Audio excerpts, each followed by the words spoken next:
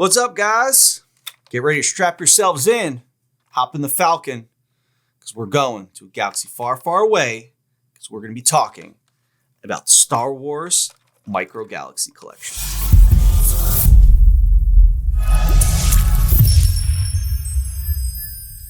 What's up, gang? Thanks for tuning into this new video. We are talking about Star Wars today. I know I really haven't talked about Star Wars on the channel, like on its own before. We've done some things where I got collections in, or I talked about my collection. But I want to do a video that focused on some Star Wars items. And there is a series, that I felt that I wanted to check out because it looked cool. And, it's something like, there's a ton of vintage collection. There's a ton of Power of the Force, this and that. But I want to focus on the Jazwares Micro Galaxy Collection. This was a line that has been out for a few years now, or maybe 2 or 3 years now. But when I saw that Jazwares was getting a Star Wars license, I thought it was great. It was great for the toy industry. It was just great for the brand, because you want to see other companies have, licenses for these big brands, because it gives them an opportunity to see what they could do. Whereas, Hasbro does, Black Series and vintage collection, like the figures stuff. But let someone take a stab at doing other stuff. Now, I have a lot of mixed feelings about the Jazwares line. I'm glad I finally got it and got to see it. And I got it because I was such a huge fan of the Micro Machines line. I have just about every single one in my collection. I loved it when it first came out. I remember getting those 3 packs or the 4 packs of the vehicles, and they came with little clear stands. And then the little base sets. You had like Hoth, you had Endor, you had the Death Star. And then the coolest thing was when they did the heads that popped open. I remember getting those for Christmas and playing with the C-3PO Cantina. The R2-D2 Jabba's Palace was great. The Stormtrooper turned into the Death Star, I believe. Boba Fett was Bespin, like great sets, and then they had a bunch of figure packs. Like, it was really cool. I loved it. Then they decided to switch gears, and they made what was called Action Fleet. This is an Action Fleet vehicle. Action Fleet was like way bigger, and I guess they wanted to make it more interactive with the vehicle, opening, areas, flaps, that sort of thing. You fit the figures in.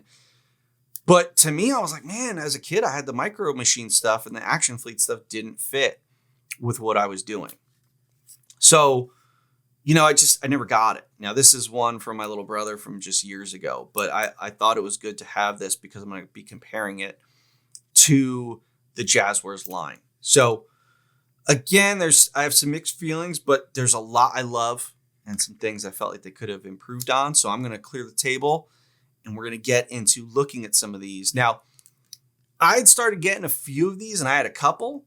And I was like, yeah, I think I could do a video with a couple. And then a good friend of mine, Drew G, some of you may know him. He's always in the 3POA chats, and he has his own YouTube channel. He said to me, hey, what are you missing? I have a few extras. So he told me, what he had extras. And he was like, yeah, I was like, I'll take the skiffs. Like, okay, I said I was only interested in the original trilogy vehicles. And a week or so later, this giant box turns up. And I'm like, well, there's not just skiffs in there. Turns out Drew sent me it seemed like his entire collection. Like, he gave me 2 AT-ATs and the Millennium Falcon and Slave One. And I'm like, Drew, what'd you do? I thought you were just sending me a couple. So thank you to Drew for sending me all these, making it possible for me to do a more in-depth video. So let's get on into looking at what we got. All right. So the first one I'm going to talk about is my favorite Star Wars vehicle in the entire original trilogy, and that is the Snowspeeder, which first appeared in Empire Strikes Back on the Hoth planet. It's so cool. The sound it made, the look of it is great. I actually have in my office Mark Boudreau, legendary Star Wars designer. He did a sketch of the Snowspeeder for me, and that's framed in my office. I love that piece. But here we go. Now, this right here is the Jazwares Micro Collection, and this right here is the Galoob Action Fleet from the 90s.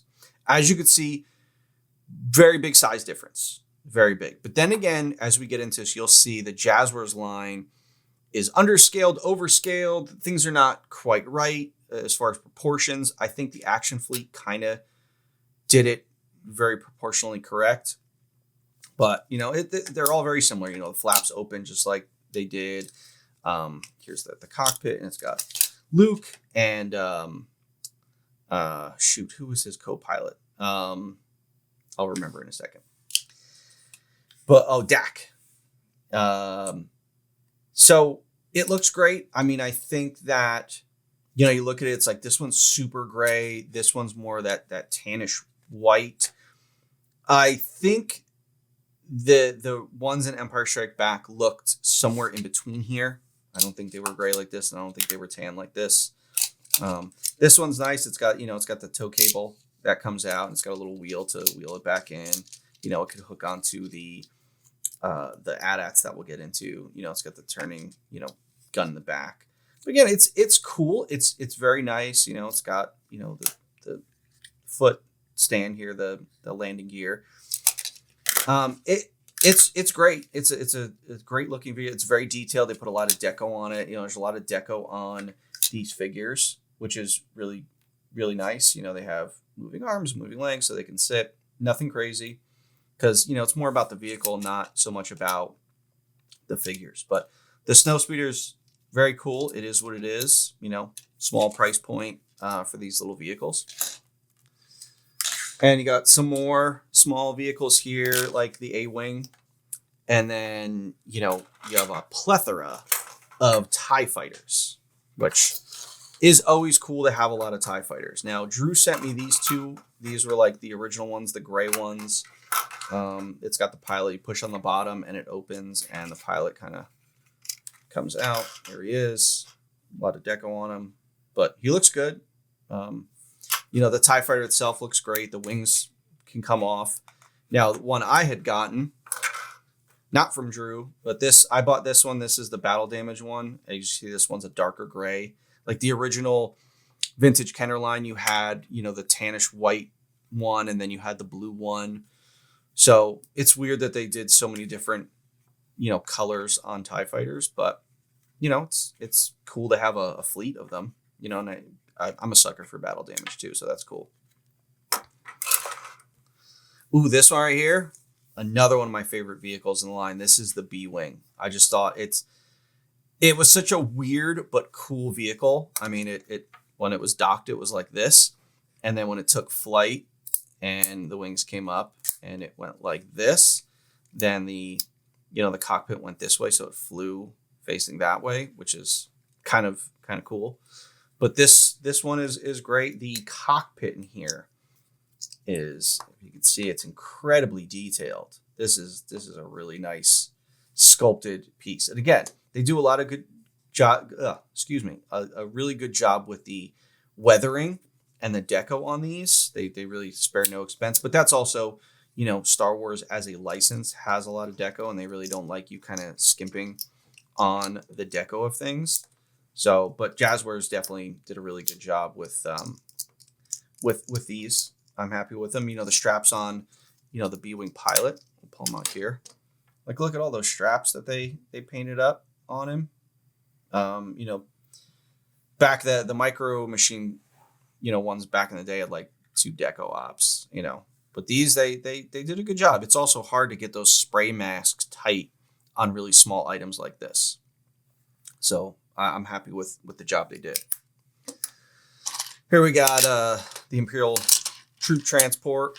It's cool. I mean, I always thought this was kind of a throwaway vehicle from the Kenner line, but you could fit a bunch of guys in there. The cockpit's really big.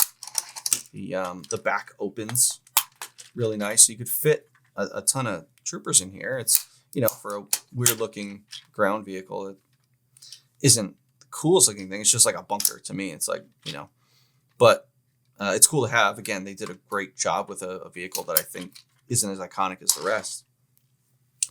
So now getting into some of the larger vehicles, I got this one. This is, again, another one of my favorite vehicles. This is the Imperial Shuttle, the Shuttle Tydirium.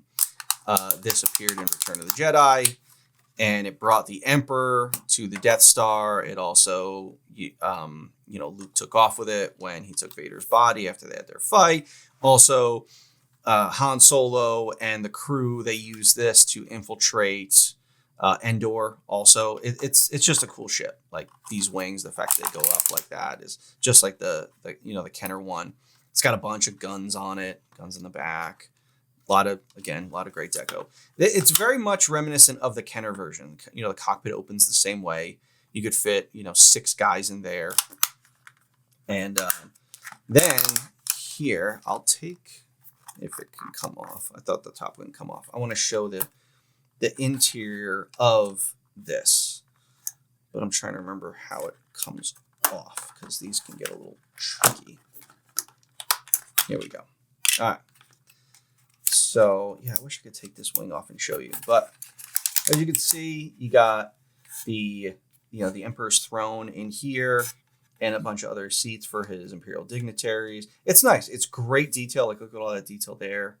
And they again did an amazing job as far as detail and deco goes. And this vehicle, it came with where's my Emperor figure? Oh, I can't find him. But it came with the Emperor and a couple Royal Guards, which the Royal Guards are probably one of the coolest looking bad guys in in the whole lore. But yeah, it's a great vehicle. It's got it's got landing gear.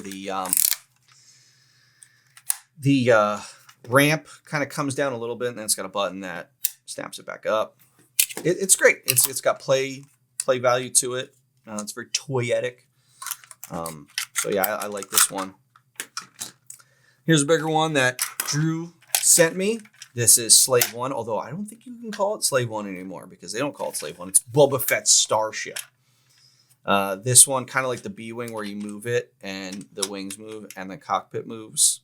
Was it like a gyrosphere? I forget what the name for that feature is, but it's cool.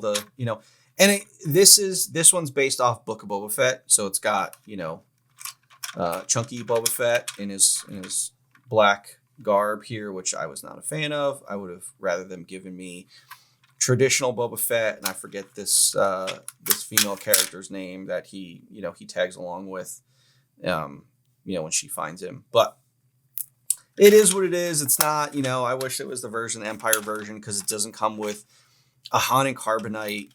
This panel area opens up here, and you have a weapons wall, which is fine. They had that in the Mandalorian in his ship, but to me, I would have liked a Han and Carbonite. This opens up and goes down, and then hold on, let me open it up here because this part opens up. Yeah, so that opens up, and you can load in stuff from the rear. It's great. It's got great detail on the bottom. This is where he shot out the that giant bomb.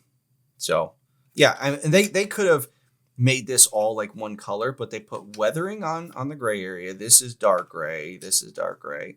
They did a really good job here, for something that you normally wouldn't see from the bottom. But again, this thing is covered in deco because some of these Star Wars ships, they're just all weathered and stuff. But, it looks really good. So, Boba Fett starship, a.k.a. Slave One.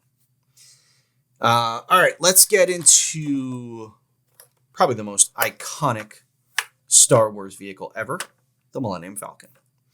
Now, this is where I start to find some issues when they're doing some of these larger scale things. I feel like the sizes, the proportions get very, very wonky. Now, not looking at the cockpit, the whole Falcon is all proportionate to itself. The landing gear, it's got double landing gear on the bottom here. The ramp comes down. Now, if you take out the cockpit, everything is sized proportionally. But because you have to have figures sitting here, and the figures are a certain size, this cockpit is enormous compared to the overall proportions of the Falcon. And I get it. You had to make it fit 4 guys. Now, this is funny. It comes with Han, Chewie, Obi-Wan, and Princess Leia. Well, for those of you awesome Star Wars fans out there, you'll know that Princess Leia and Obi-Wan were never in the Falcon together. So they could have put like Farm Boy Luke in here. But the figures are great. The cockpit looks great. Again, it's just oversized. Now, if you want to have a cockpit this big, the Falcon would need to have been, another 30% larger. So that's where I'm like, oh, guys, come on. Like, because it looks odd. Like, you look at it, especially from the side, the profile view, like, look how thick that is. You go look at pictures of the original Falcon, it's not that way. No, this does have the big panel that opens up. It's like the original Kenner version. I didn't put batteries in it, but you press these, and I believe it lights this up. It has the removable secret floors, which is really fun. Now, I meant to look at like blueprints of it. I don't believe the Jarek table was over here. I want to say it was somewhere over here, but I could be wrong. Now, this is nice. This opens up. You can pull it out to put a guy in there. Here's your battery compartment. So that takes up a lot of space. The old Kenner version had the training ball, but again, this is too small for the training ball. But, if you put the area where the first aid area, the medical area where Luke is laying when he got his arm chopped off, or his hand chopped off, you could have made like the Luke, when he had the thing on, and a Lando, and you could have made like an Empire Strikes Back version and put him in there. But now it's like, we don't have that. We got this little area here. We got this and this back here. So, it's fine. But again, the Jarek table is incredibly oversized. I mean, when you watch the movie, it was definitely not that big. It was smaller. But, they had to do what they had to do. I think, to me, that the cockpit is the biggest change that I'm just like, well, that's unfortunate. Because you drop the landing gear and stuff, and the figures are too small to fit, up the ramp. I know that's nitpicking and stuff like that. And they're like, well, look, we have to do what we have to do. And I get it. I make toys. I get it. It's just unfortunate that, like, this had to suffer for that. But it's not the only one that suffers that. And I'm going to get into that one next. All right, so these big bad boys right here. Drew sent me a pair of AT-ATs. One of the most iconic, they're all pretty. I say one of the most, they're all iconic. The original trilogy stuff, everything's iconic. But the AT-ATs, everyone loved AT-ATs. They were in the big Hoth battle. You think of iconic scenes, and it's like, okay, well, the snowspeeder flying around it, dropping it, or Luke, using his rope to get up and blowing it up himself. It's like, it was just cool. Now, these are great, but again, they suffer the same fate as the Millennium Falcon as far as like proportions. Now you look at it, and I knew as soon as I pulled in my box, I said, something's off. What's off? What's off is the size of the head. This head is like twice as large as it should be. I mean, these are enormous, and I think if you were to have this head, this thing would stand this high. It'd be so much bigger. But, and then like the snow speeders flying around them, the snow speeders were really little flying around the legs. And I get it. You can't, if you made this thing huge, it'd be $100 something dollars. I get it. You got to cut corners, but it just looks odd that the head is so huge. And, we'll open it up. Like, look, you got, the commander, and it fits a bunch of guys. It's really, really nice. All their cockpits are nice, but it just looks ridiculously huge. Now, I also feel like they missed an opportunity to make these guns slide in and out, just like the original, just like they do in the movie. But it is what it is. This also has, I think, lights and sounds, or maybe just sounds, because it has buttons that I didn't put batteries in, but I should to check it out. It's got this whole back area that opens up, and you have this cool, crane here. I think it came with the white speeders. It's got some of these, these snow troopers. It comes, the Hoth troopers and regular stormtroopers. It's great. It's got compartments and stuff. Like it's very well done as far as like playability and stuff goes. I just think as like a purist, like I get a little like, oh man, like the size just looks off. Now again, this line is for kids, so it shouldn't matter my size questions. It shouldn't at all. I'm just nitpicking. It comes with the rope, and it's got this little hook that you can hook Luke onto, and let him throw a grenade in here somewhere. It's the same hook to attach it as the one that comes with the snowspeeder. But they're cool. They're very cool, very well made, but size is off. Now, where the size gets really, really off is with this last one that I'm going to talk about. Drew sent me a ATST, a little chicken walker here. And this one's really dirty and stuff. Looks like maybe an Endor version, I guess. But the second I pulled it out, I'm like, well, that's really, really tiny. And, like I'll show you, like we'll open the cockpit here. And it's like this cockpit fit like a bunch of dudes. And there's one guy in here. Now, I know they have to make their low price point. So it's like a single person vehicle, one guy that fits in there. But, in the movie, like those guys are looking out. Their heads are tiny compared to the lookout holes. And, these things stood pretty tall. Now, standing it next to an AT-AT, it's like this thing is tiny. This thing is really, really tiny. Now, granted, either this is too tiny. The AT-AT's too tiny compared to the figures. So I know in the trilogy we never actually saw an ATST standing next to, like directly standing next to an AT-AT. I know on Hoth you see one like trot by, but it's not like they're in perspective. You're not seeing them, standing next to each other. So I guess we don't really know for sure. But again, it's, you get the ones that the Vintage Collection did. They did like the real scale ATSD and the real scale AT-AT, and they're enormous. But this, I just, I feel like it's a miss. I'd like to see maybe like a more deluxe version of this. But again, if you make this more deluxe and he's bigger, well, then it looks like it's like this is way underscaled. So I don't know what you do here. But again, it's a kid line. Sizes really shouldn't matter. It's just, hey, this kid, they want this line for kids. Again, but it's also for collectors because they do chases and variants. So, me saying it's just for kids, maybe I'm wrong about that because of the collectability with these. And let's be real, guys. Star Wars fans, they want everything. I wish they were just a little more accurate, looking at it. And again, the Millennium Falcon compared to an AT-AT, I don't know. I'd have to see like how the sizes really are. I just know that the sizes are off. And that's the only flaw with this line is the proportions and the sizes. Other than that, this stuff is great. Deco, detail, durability, play value, figures, 10s across the board.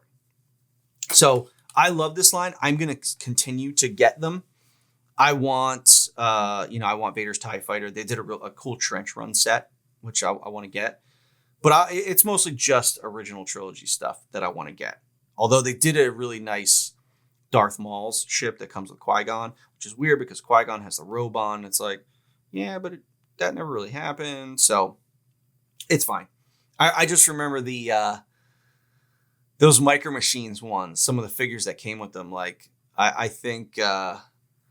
like in the Hoth set, they had like a New Hope characters that came with the Hoth set. It was weird, but I mean, they're little figures. Who cares? But yeah, I love this line. I'm going to get it. So Jazwares, very well done. Let's work on the proportions a bit. And I'm looking forward to see what they do. Because, if they do much bigger stuff, I think an AT-AT is kind of like the biggest thing you're going to get. I think the episode 1 battle droid, tank looking giant thing that had thousands of battle droids in it. I think that's bigger than an AT-AT, or maybe it's around the same size. But I think for an AT-AT, they could have went bigger. They definitely could have went bigger. Yes, it's a higher price point. I get it. But I think it would have sold. So, who knows? Maybe one day I'll get to talk to the designer on this and they'll be like, oh, well, we did this because of this and we couldn't do this. So that would be interesting. But overall, I love the line. You guys did a great job. So that was my take on Jazwares' Micro Galaxy collection. So let me know what you guys think about this line. If you collect it, let me know if you guys want to see me do more Star Wars content. Thank you for checking out the video. Make sure you're tuning into our channel every Saturday morning at 9 a.m. for all new content. Make sure you're liking and subscribing, turning on your notifications, and make sure you're going to check out our backlog of old content because we've got a lot of great videos there too. So again, thank you guys for checking it out, and we'll see you on the next one.